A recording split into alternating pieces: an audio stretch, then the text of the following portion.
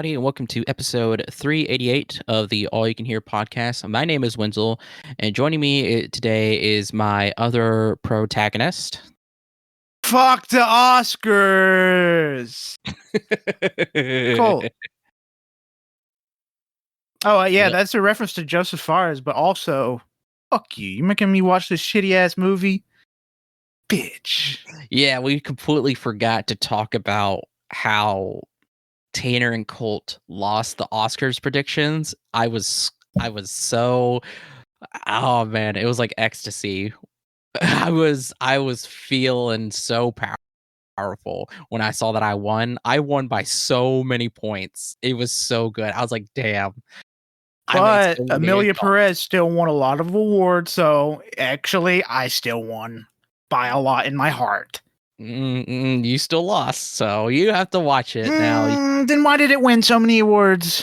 The thing is you say that, but I still won over you. So the fact is, it's because the other awards where it wasn't nominated. Amelia Perez still didn't win enough to win. But you're just a hater. But since you voted for it so much, you voted for it. I know you personally voted for it. You get to watch it since you love it so much. So I don't want to. But as Colt reference, and you could probably read the fucking title of this episode, we're going to be doing a split fiction mini review. So it's not going to be anything too crazy involved as we've done with previous reviews. And also this is probably weird since this isn't on the Backlog BoyZ side of things. If you're wondering why, or you want me to explain why that is, I don't have an answer for you. So here we go. It's kind of a last second thing. We had other episodes planned. Tanner, he's always like, check please. So that's why we're doing this. So yeah, recently Split Fiction, the newest title from Hazelight Studios, came out on March 6th. They're also the same studio that created A Way Out that came back in 2018, and It Takes Two in 2021. And It Takes Two also took the Game of the Year award from the TGAs, rightfully so, because It Takes Two was incredible. And spoiler alert, and spoilers in general for this episode, It Takes Two was my favorite game before this from Hazelight Studios. So, publishers, EA, of course. This is a co-op, split-screen co-op, third-person action-adventure game. It's available on Xbox, PlayStation 5, and Windows, and it is currently utilizing the Unreal Engine 5. And it is cross-platform play as well. Utilizes the Friends Pass system, in which the owner of the game can invite a friend to play for free with them. So that's pretty cool. Which is pretty revolutionary, even for the time. But now, I don't know how it was with It Takes Two, but if you own it on PS5, all you have to do is send a link to a friend that downloaded the Friend Pass version on PC or Xbox. It's not exclusive to any platform. You can play with PC or Xbox if you're on PlayStation, vice versa with everything else. It's available, it says, for all of their games. A Way Out and It Takes Two.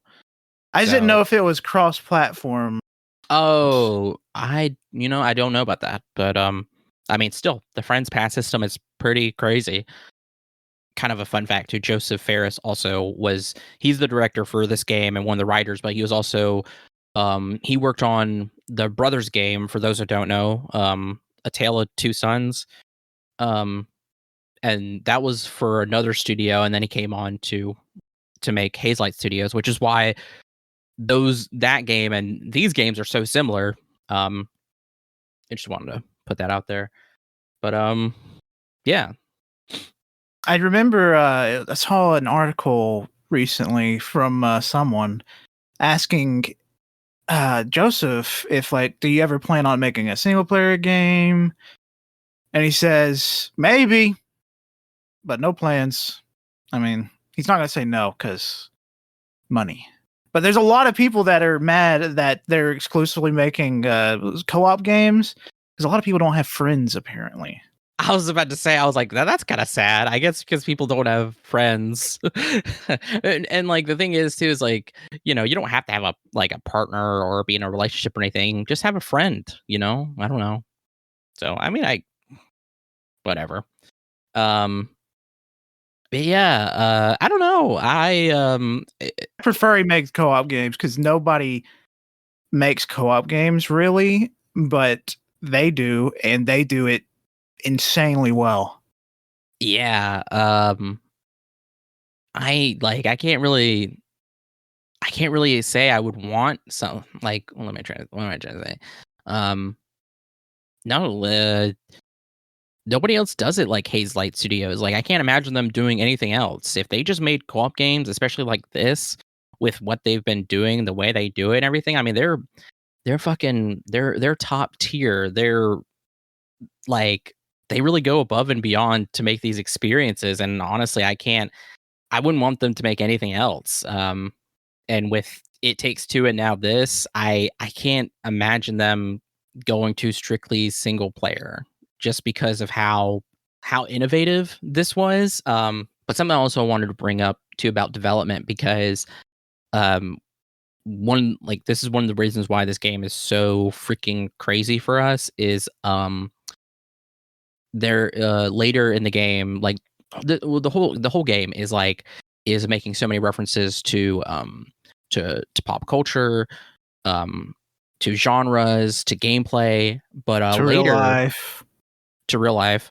Later in the game, towards actually at the very end, the last level, um it it it really sees them utilizing like crazy just technology and changing the gameplay mechanics.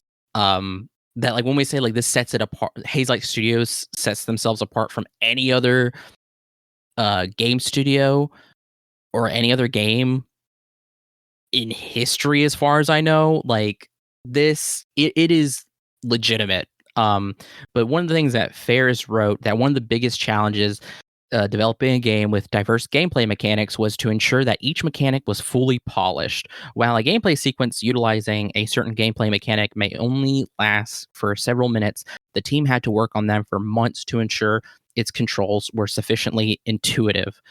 There's no They're not. jank in this game. It's There's no. pure smoothness.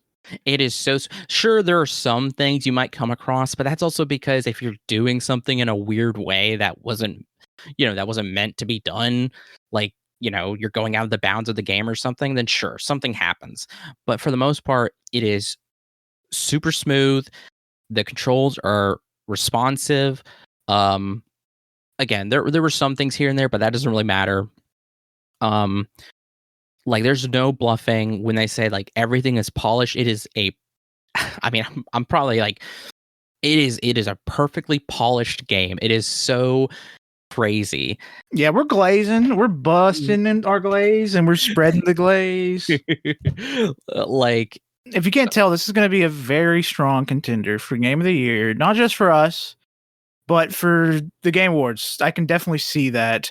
Joseph Fares even came out and said that it's going to suck, but I would be okay with GTA winning Game of the Year if it qualifies for that, because he loves GTA, and since that also might come out this year within the time frame that the Game Awards happens.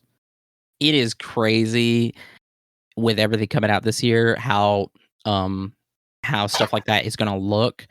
Um but like Split Fiction being a heavy hitter, huge contender is not a joke.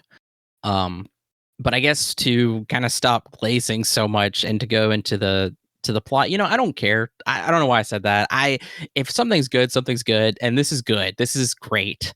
But to go into the plot a little bit, if you don't know, again, there's gonna be spoilers. We're not gonna go into everything, but we're gonna talk about each level and what we loved and the side stories and stuff. So just be aware of that. But the game starts with our two protagonists, dual protagonists, Mio and Zoe, which by the way, those are actually the names of his of Ferris's daughters.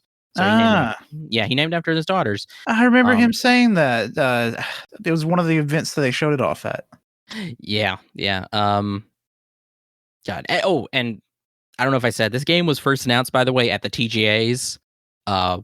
which was an insane drop. I know we were losing our fucking minds when we saw it. But yeah, so Mio and Zoe, and they are invited to a company called Raider Publishing to test out an experimental simulation device along with other writers. And the CEO of this publishing company is called JD Raider. He looks like the guy that played Rhino in the Craven movie. He does look like him, and also he's like your stereotypical CEO because he wears a fucking, I mean, basically Steve Jobs. He wears a turtleneck. And yeah, and so part of this experimental simulation is that they are it's just called the machine, and they are to basically be put into these bubbles, each person, and this is where they're going to be able to experience their stories as reality. But when everybody gets put in, Mio's about to get put into hers, but she gets very suspicious and then opts out of it last second. There's kind of this scuffle that happens, and she accidentally gets pushed into Zoe's bubble by Raider, and this is where it creates a glitch, and this is how both of our characters experience each other's stories from their minds, pretty much. It's pretty sick because you're getting one character that loves fantasy and you get another one that loves sci-fi, which I've said it multiple times. This is two of my favorite genres. So this game was made with me in mind. Yeah, this game perfectly encapsulates kind of like the big trend right now, I would say, in books or in literature. And for us personally, it's just so funny because you have Mio, who's very heavy into sci-fi, and then you have Zoe, who's into fantasy, and like they are two very distinct people that exist in the real world. Like somebody who is very into sci-fi but doesn't like fantasy because it's kind of overrated, and both very annoying people. I was was very frustrated with their takes while playing this game at the beginning, at least. Yeah, because me and Colt are both like, oh, we love both. So of course we can't handle people who only choose one side, especially for a genre. And I can't remember what exactly Mio said, but she said it was like overrated and oh gosh, and kind of oversaturating the market and other stuff. But then Zoe was like, oh well, sci-fi is this is a little too dark, a little too violent, a little too sad or whatever. But then over the course of the game, you find out kind of why they lean into their genres that they do, and it does well with, like, I mean, something that all writers do, and that is that they put themselves into their stories and kind of exploring that through a video game. And I think it is done incredibly, like, gosh, it's done incredibly well. But that's not what I'm trying to say. It's done like I haven't really experienced a game like this before, exploring the minds of two writers. Like, I don't know, it's very good because it gives it, like, rather than having to explore these things on paper, it's you're having to explore these aspects of their lives and their styles through, like, an interactive visual sense, and it's just really, really cool. And then throughout the game too, it's broken down to where, like, there are so there's like four main stories, and those stories, two are from Mio, two are from Zoe, and then in those stories there's in those levels there's called side stories, which are basically these little kind of unfinished stories that the characters had. And so you go into these stories, you basically just complete the level and it disappears so that Raider can't get a hold of it. There's 12 in total, and it's a fun time. I agree. I fucking love the side stories. There's some side stories that I wish were full games. Yeah. Oh yeah. And then, like, as Colt mentions before about the real life aspect, I mean, this game in whole just hits heavy because, I mean, Raider literally, I mean, His name is Raider. His Yeah. name is Raider. He's raiding people for ideas. The whole point of the machine is to literally raid the minds of these writers for all creativity and all creative ideas to create a machine that just pops idea machine. Like it's so like again, I love this game and I love Joseph Fares because he is literally willing to just get up on stage and say, you know what, fuck you. And like make a direct reference to something that is happening like with AI and taking art. Um and they made a whole game about it. Like they make it a whole fucking game saying of how, of how creativity is being uh commercialized and is being stolen um in this capitalist hellscape. And now with AI it's getting worse. But yeah, well, so we'll go quickly through not quickly, but not a super in depth like we've done before with through the chapter list. But chapter 1 is just the intro, where we get everything, and then the second chapter is Neon Revenge. This is Mio's story, and it's basically we go through this very cyberpunk dystopian city. Mio has a sword, and she has kind of, we're both cyber ninjas, but like both of us have different abilities. Colt chose Mio, I chose Zoe. So we both each get different abilities, and a person's abilities, we have to help each other solve puzzles and stuff. And that's also what I love about the Hazelight Studio games is that and it being co-op is perfect is because the other person needs the other person to do, solve puzzles or do these really unique traversal. Um and yeah, so the side stories for this level, by the way, are Legend of the Sandfish, Farm Life, and Mountain Hike.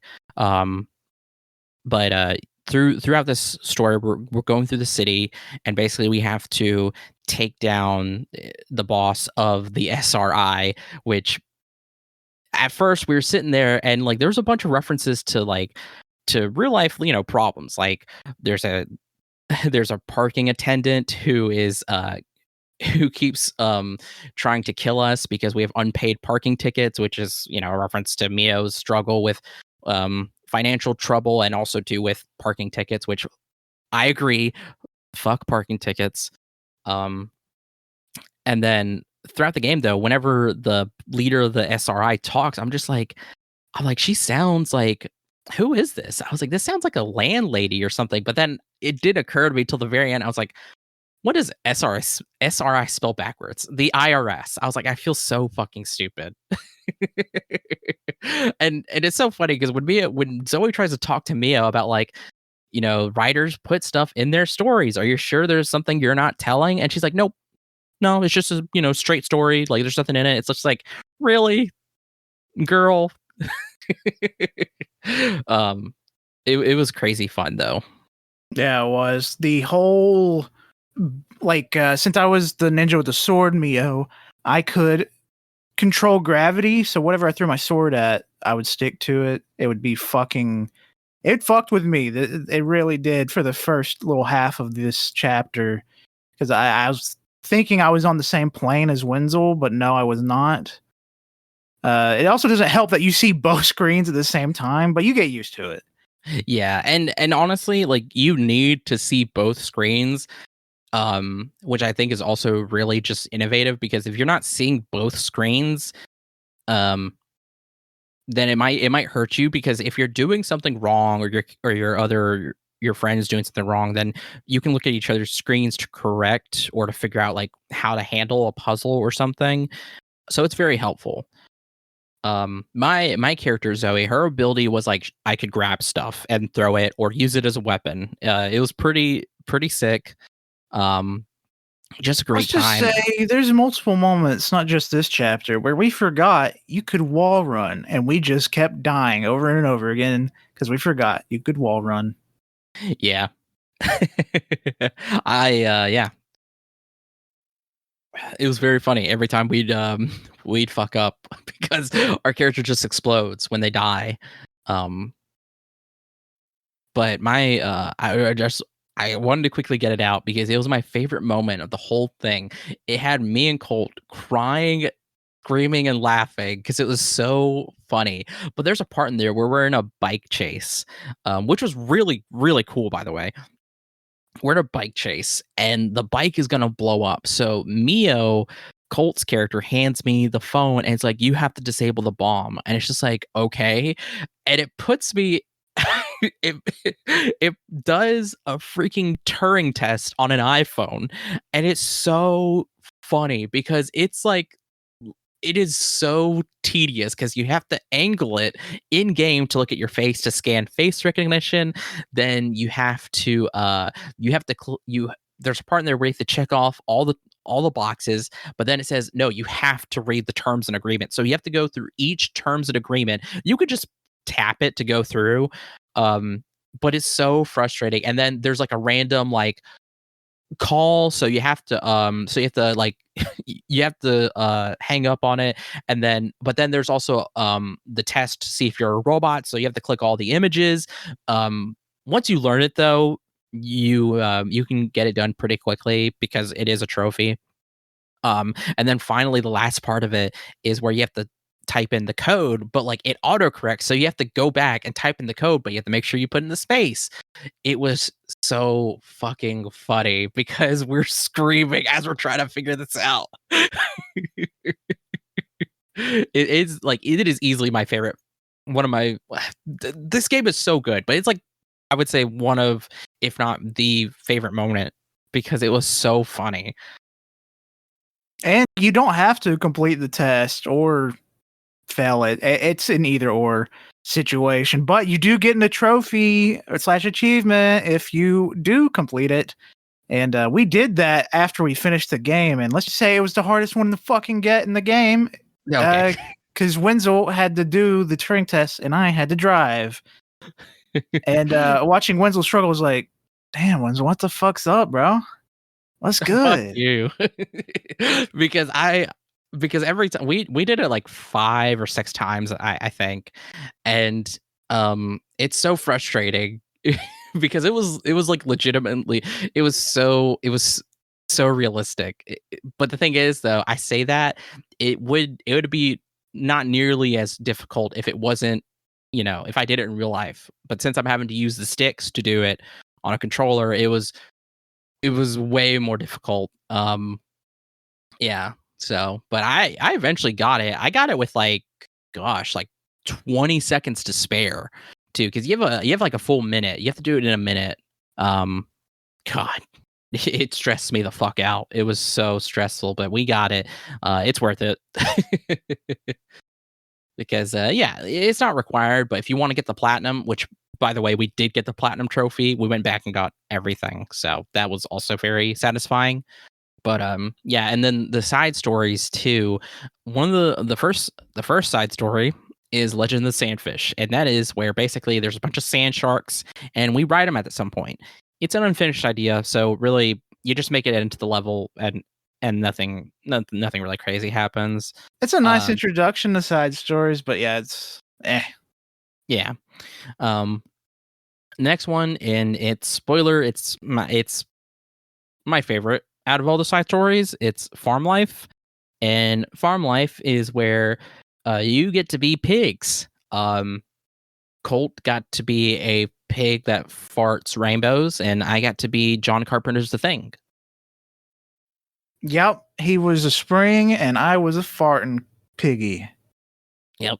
No, I was as Colt says, I was a spring, so I would elongate to get onto high ledges, and then when I shrunk, it would throw me onto the ledge. It was just a fun, wholesome little story where you have to collect these apples to open doors. If you find mud, you get to roll around in it. It was an actual mechanic that you could do in the game. Very important. There's a bunch of food that's just walking around, like cheese, tomatoes, and stuff.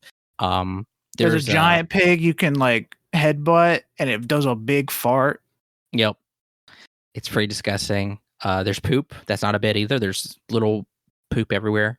And yeah, and then by the end of it, there is a part in there where Mio says that she wouldn't mind being a pig for the rest of her life or whatever. And Zoe casually says, I wouldn't get too comfortable. And me and Colt immediately were like, ah, shit, we're about to die, aren't we? And sure enough, we go into a picnic basket and it's a meat grinder. And that is because Zoe learned about how hot dogs are made, and she kind of like turned it in, or like she didn't really understand, but then at the same time, due to like child imagination and stuff, she kind of constructed the story so that like it seemed more innocent or whatever. But we actually turn into hot dogs, or at first we're turned into wieners, and Colt has to cook himself more because he's very raw. But you get to put into yourself into a bun. You get to put ketchup and mustard. It's very funny, and you get eaten, and it's my favorite. I agree. It's hard to say favorites because there's so many great ones, but this one, it's definitely up there. It tied or not, it's a top one. I can say favorites because I have my rankings on here. Now, I say that I think they're all good, legitimately. Yeah, I think they're all fun side stories. I have no regrets. Amen. Then the final side story of this level is Mountain Hike, and it is where basically you go on this hike, but there's giants, and the giants help you across the mountain. It's pretty cool because you're just getting thrown around a lot, and the giants are like super careful, but like accurate with catching you. Yeah. It's a fun one. It reminds me of God of War. Yeah, I that's what I said. So Colt stole that. It sounds kind of like a raider rating my ideas. But the third level is Hopes of Spring, is Zoe's level, where we go through her fantasy story, and it is pretty much Colt gets to be a monkey, and I get to be a fairy. And I get to be an otter. And I get to be a tree. We're shapeshifters. So again, we have two varying abilities. The puzzle solving for this was really cool because I would have to help Colt across with my tree powers, but then Colt would have to help me across with his otter powers. It was very cute and very fun because there was like a certain point where something happened and Colt just turned into an otter and he's like, I'm an otter. and just this little creature with black doll eyes just stared at me. It's like, all right. No, you're not evil. You've committed no crimes. I can't hold anything against you. But we were two very small creatures. Yeah, and it's kind of going through that. We have to. There was this really cool moment. I didn't have it on here, but where I get to pilot basically a giant grasshopper stick bug mech for a little bit. No fighting, just simply walking. Well, I do. I was fighting. Yeah, Colt was fighting. But yeah, no, it was a very cool level.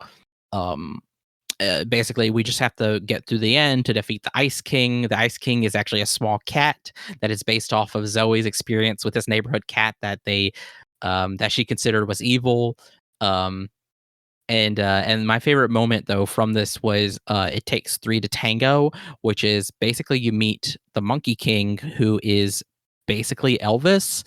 But he does a bunch of different dances, so we have to do like kind of like a rhythm game where we have to match his moves while dancing. There's even a conga line. It's a lot of fun.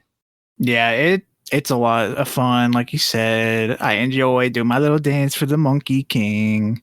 The side stories for this were Train Heist, which is where we are wearing these kind of like flying suits, kind of similar to Falcon from Marvel, where we have to try to rob a train. There's this really cool moment in there where it's kind of like oh gosh, what is it like it's like a, not like a bullet hell, but it's basically like the side not side scrolling either. Jesus, help me out here. I don't know what you're talking about. Oh my god, are you fucking with me right now? Because I can think of the side scroll thing. Cuphead. That's the only thing I can think of. Cuphead, where we're shooting and it's shooting at us and we're having to dodge stuff and get power-ups and stuff. God, what is that like? God damn it. I mean, it's like a bullet hellish, Yes, but but there's not like really. so you're fucking me right now. You're fucking No, it's just side-scrolling shooter. Contra-y. Contra, motherfucker. That's what I'm trying to say. Contra. God. Thank you, Colt. It was fun. It was a lot of fun. Then the next one was Game Show, which was my favorite out of this level. It's basically just where Colt's on one side of the arena, I'm on the other, and we have to run to the other ends of it while carrying a bomb, and it's like hot potato where we have to throw it back before the bomb blows up, and then the timer resets, and so on and so forth. We wanted to doing the platinum for this. We had to do this. We had to restart a few times for this, but for the most part, me and Colt were pretty on point for this. It was so satisfying when we got to the end of it because it was just like, fuck, like just in tandem working together. So good. This is something I want a full game with, like a $30 game where it's nothing but this, but in more and more complicated levels. Same. This would be super sick. It kind of gives me like Ratchet Deadlocked, and then Yes. another like game show-esque kind of, and it's kind of like a Portal reference too with the announcer person. But there's no portals, so I can't really say that. But that's later. That's later. It was a lot of fun. I like that idea. And then finally, the last one was Collapsing Star, which was just where you have to try to make it to the end of this level and survive because there's a star that's going supernova and you have to wait for like barriers and stuff to get up or else you'll get burned away. So you have to time your movement. It reminded me and Colt of the level from Infinite Warfare of Call of Duty where you're on the asteroid that's really close to the sun. Really sick. Yeah, and I love this one just because of that. I love the collapsing stars. I love black holes. Give me.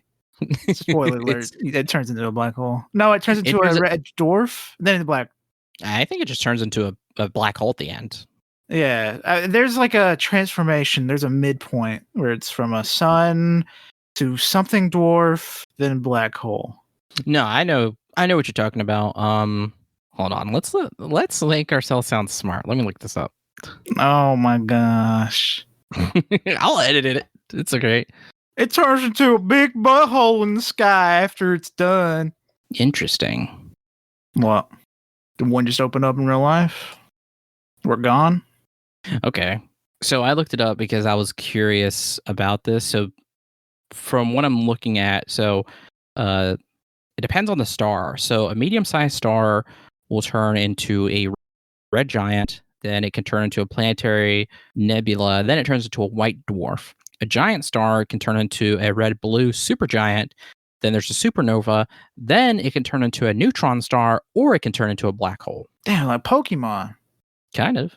And there's a bunch of other stuff. If I'm wrong, though, because I just looked up this very quick graph, let me know, because I know I'm looking at, there's like more, it looks like there's more complex graphs here, but that's kind of interesting. That's pretty interesting. Sorry, I got really off track. Yeah, Collapsing Star, really cool level. Yeah.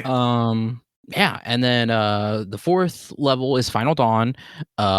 This one is where Colt's red, I'm blue, and we basically have these special guns. We shoot normal bullets, of course, but then we have like to do certain puzzles that are color coded, and also kind of like a bullet hell as well. This level was a lot of fun as well. We had to go through this level to basically release this creature that's developing this toxin.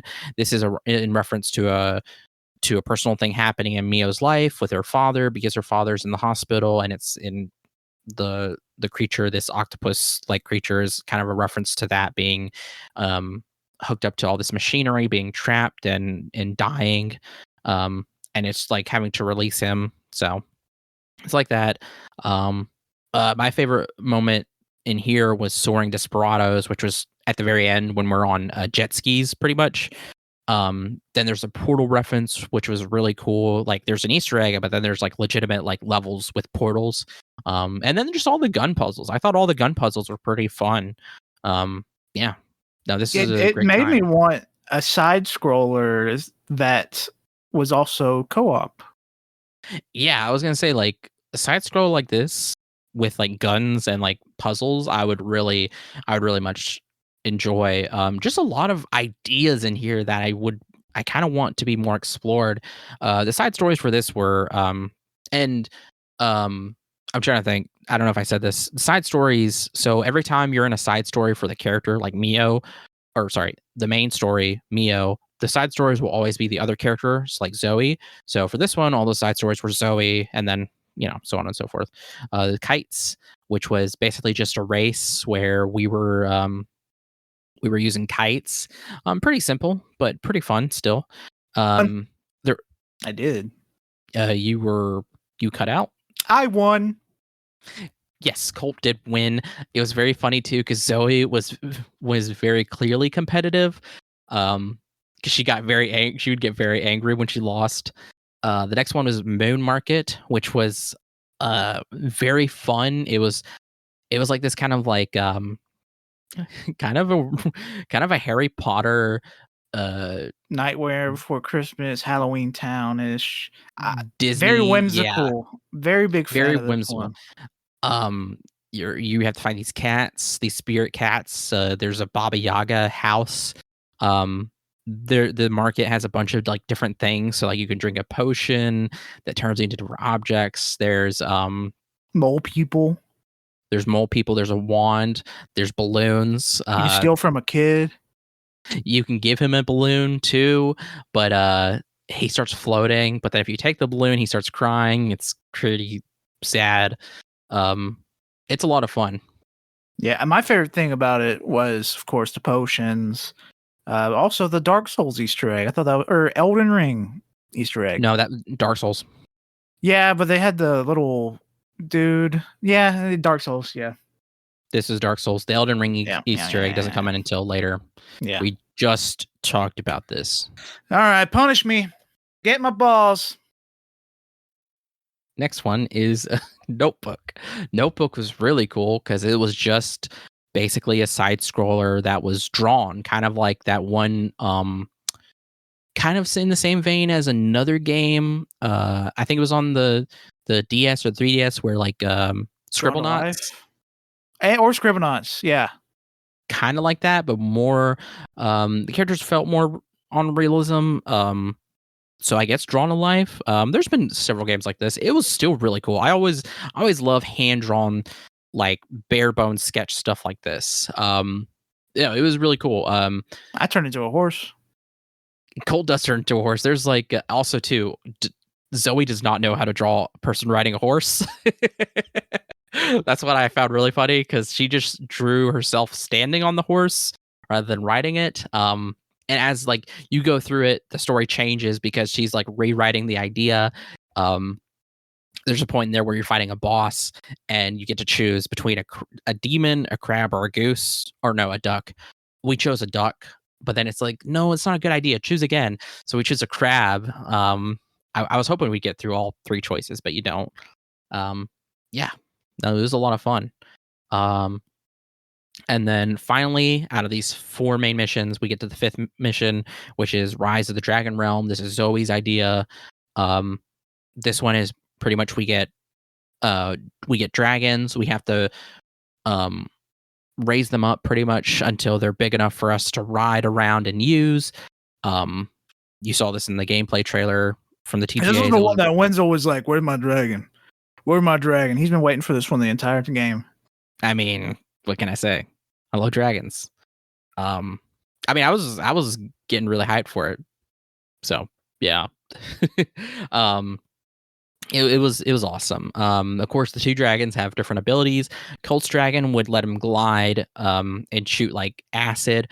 My dragon at first would let me climb stuff with its tail, and then later it can roll, so it can hit really heavy. Also, I was really fast when I got to roll, but that made me think of just how sick I would get. Um, no, it's really it's great. It gets to the point too where the dragons get fully grown. You basically have to go through this level to fight Megalith, the big boss dragon that's throughout the level. Really cool favorite moments was at the very end when you're fighting Megalith. You basically climb onto his body and have to like take off chunks of his body, take out his eye and stuff. It reminded me, if anybody remembers this on Darksiders 2, there was a lot of big monsters that you would have to climb. It reminded me of that. I love that kind of level design where you're on this huge monster, but their own body is kind of like its own terrain. Very cool. Also reminded me of Monster Hunter World's big boss that you fight, the big volcano fucker.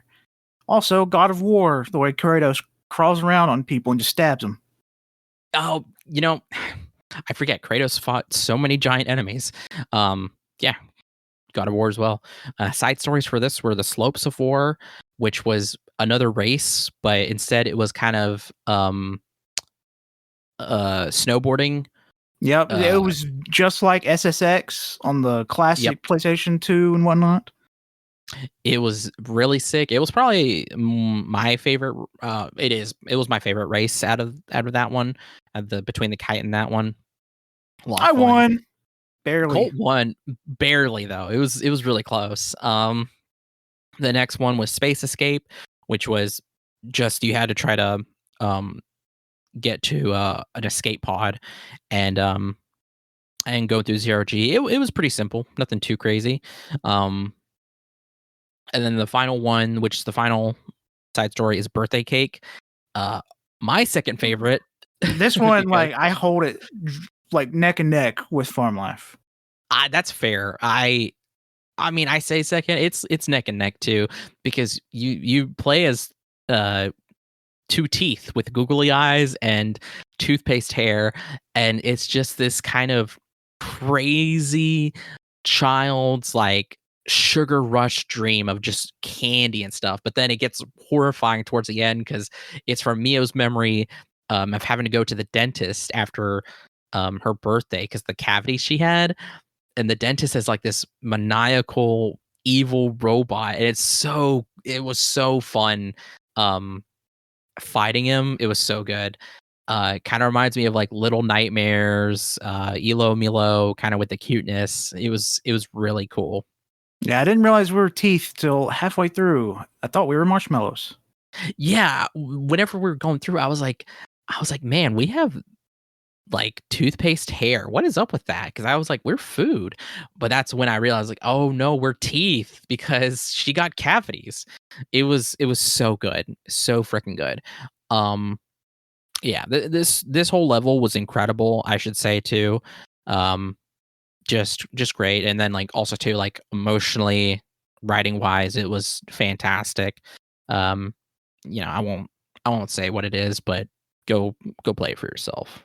6th level is Isolation, where now we're not necessarily using the ideas of the characters. We are more so going to the subconscious that's kind of combining their creativity, because there's a certain like escalation that happens in the stories, because when we're doing all this stuff, these levels, the more we go through it, the more we create glitches in the system, and because of that's ruining Raider's machine. So to kind of give his workers, his technicians, more time to repair it, they send Zoe and Mio into their subconscious. But that's incredibly dangerous, rightfully so, because you're basically sending them into kind of like a coma, and you could kill them. But of course, he's a CEO, so he doesn't fucking care. Isolation is Mio, where we're kind of going through this prison where there's a prisoner that's being held, and we have to break him out. It also has this Metroid style gameplay with us turning into balls and roaming around the map. This is really cool. I was a little parachute made of bugs that could hack things. It was really, really cool. But it was a ball that could turn into a parachute. I wasn't a parachute. That didn't make no sense. Yeah, and then I had the ability to like basically like it's like attach myself to objects, or like that can cause me to float, or like kind of create this like push or whatever. It's combining certain elements from the past stories into this. Yeah, it had a Metal Gear Solid section, was really cool, where Yep. I was basically guiding Wenzel through a area full of guards. Very simple, because I was just blasting the guards over and over again. Couldn't get away with that in Metal Gear. It is simple, but I thought it was very cool as well. There's also a Way Out reference because you find both of the characters from the game in there. They're imprisoned and they're kind of having a conversation. It's really funny. They're just saying how much they hate each other. Yeah, and they're And my basically begging us to kill him. yeah, and as they're falling to their deaths, I can't remember which one says it. One of them is mad at the other, and he just says, "Whatever, Leo." My favorite moment though was when we get the reveal of the prisoner. We get this badass looking cyberpunk android version of Mio that's so freaking sick. It was incredible. Um, the boss fight was a lot of fun too. Man, it was so crazy. One of my favorite boss designs. It was really Yeah, cool. She she has like the looked scythe. fucking sick. Yeah, she looked crazy. If that's what she thinks she looks like in her head, hey, hell yeah. Also, there was a moment where I didn't realize, since I'm technically Mio, I'm also the boss. Uh, I was fucking killing Wenzel. It was yeah, it was like the final moment where I'm having to stab her with her own scythe, and both players had to push a button, but as I was pushing my button, Colt was pressing the button to push the scythe into me and kill me. And I was like, what is going on? Because I was having to fight against that. I And thought I I was told Colt, helping pull it out or put it no, into me. no. It was so it was God, it was so funny because I told Colt, I was like, you gotta just not push the button. which is which is fair. They trick you like that. I think that's great. Um yeah, no, this is just both these levels going into the subconscious are very just incredible at exploring these two characters. Um, because the next one is the Hollow, which is Zoe's. This level was incredible because Colt said this that we would love to see this as kind of like a full game because me and Cole get like these animal familiars that again we use these for different purposes. For puzzle solving, Colt's was an owl that would create like bridges, beams of light, and then mine was like oh gosh, like it's a type of fish. I can't think of it right now, but it would pull stuff towards it, um, like tentacles to like pull objects so that we could cross or whatever. It was really cool. And this is where we get our Elden Ring reference because if you go a little out of the way, you can find the round table hold. It was very cool. Yeah. Also, I could kill ghosts, which is fucking crazy. Oh yeah, Colt. Since mine couldn't kill ghosts, Colt had to kill ghosts for me. Um, it was crazy. And then the last part of this is my favorite moment. It's just called the Hollow within the Hollow. Um, it was really it was really emotional and really crazy. It got me like crying. Um, I think how they've written these characters and their struggles are is just very well done. I really enjoyed their progression over the story up like to this very good. And then finally we got the last level, the eighth level. It's called Split, and this is where Very good um name. very good name. Raider himself is able to go into the program um, because he wants to try to stop them himself. Cops are knocking on his door. Nobody's there. The whole place is on lockdown. Even his business partners are telling him, "You need to stop this." But of course, he doesn't want to. So he goes in there, and I don't know. Like, this is where whenever people talk about how innovative it is, all these diverse gameplay mechanics, it's literally put into this whole section. It was just nothing but craziness of like, I don't even know how to describe it. It's like, it is like nothing I've ever seen in video games before. Like, you're talking about like revolutionary stuff. This is insane. Just so many different things. Like, I have my favorite moment on here for this. It's all of it. It's all of it. It was in crazy. Yeah, it starts off simple with like just a little battle with him, doesn't it? Where you're like creating miniguns out of thin air. Or is that the later half? That's kind of the later half. Okay. It kind of all blends in because so much was happening.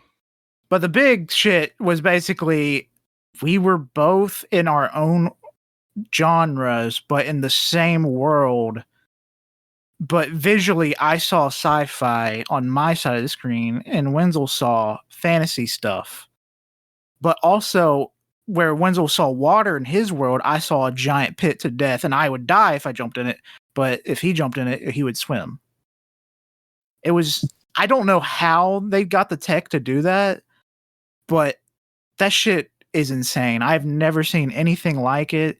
And then at the end, where the fucking break in the middle of the screen starts rotating and everything is turning from sci-fi to fantasy over and over again.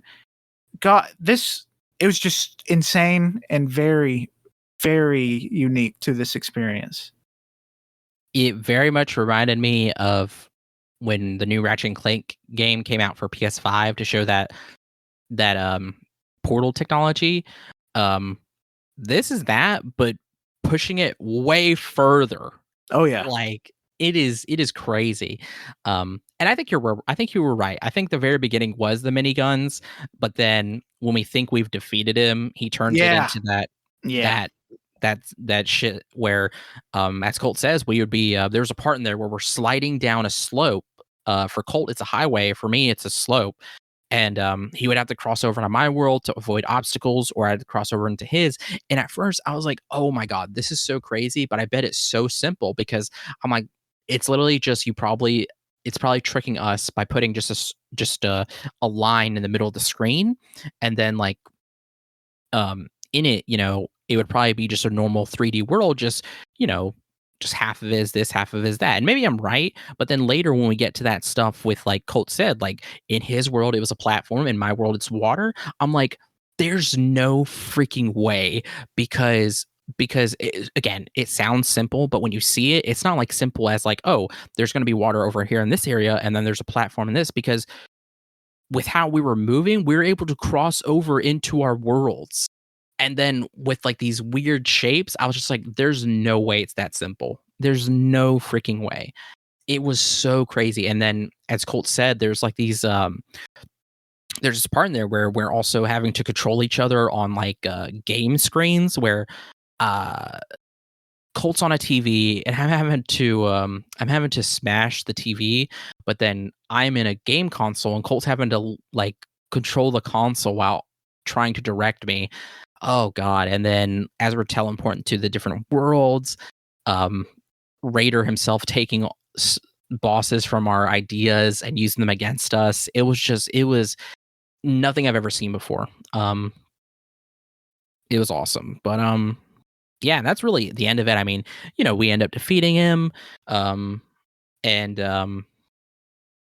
yeah, I mean, the game ends with us like I think a year later or so, where Mio and Zoe had written a book about their experience called Split Fiction.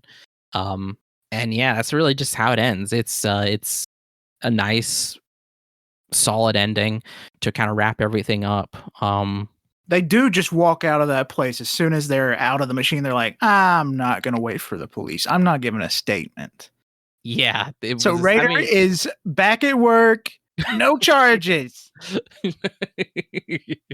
No, it was very funny.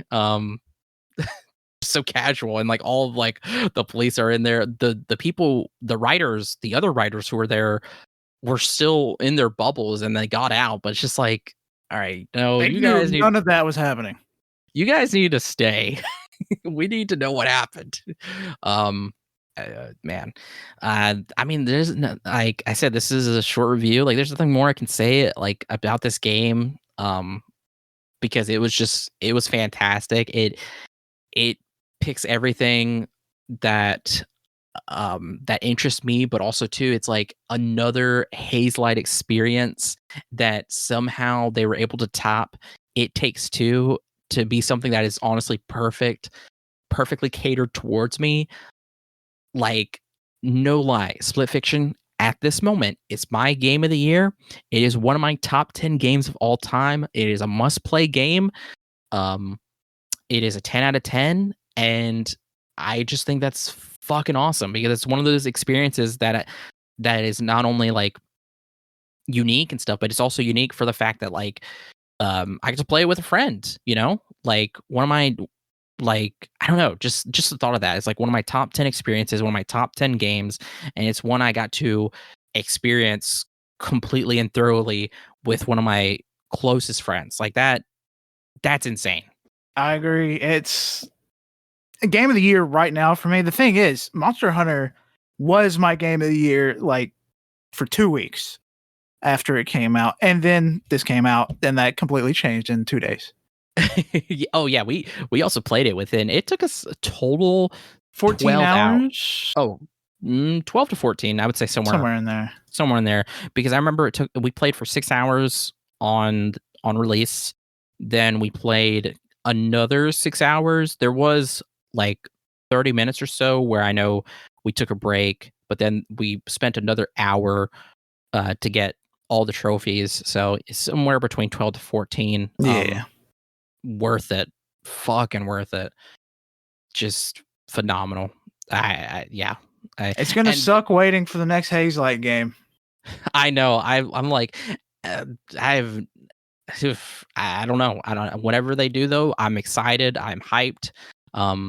Because also too, they started Split Fiction development back in 2021, right after It Takes Two. So it took them like 4 years, and man, Let's gotta wait till 2029. yeah, See what's coming. But yeah, and then who knows? There's so many games coming out this year. I mean, something else could take that spot.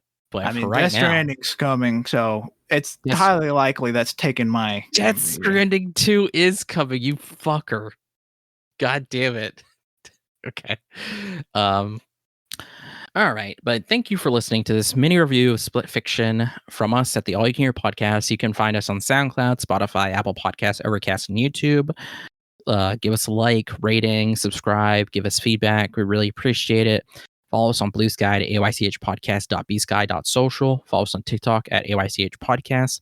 Follow us on Instagram, AYCH Podcast. Follow us on twitch.tv/AllYouCanHear, where all of our VODs from all of our past streams, including the instruction booklet streams, go up on our YouTube. All You Can Hear, along with all of our episodes. And lastly, you can follow me, Wenzel, on Bluesky as World of Wenzel and Wenzel's Essentials.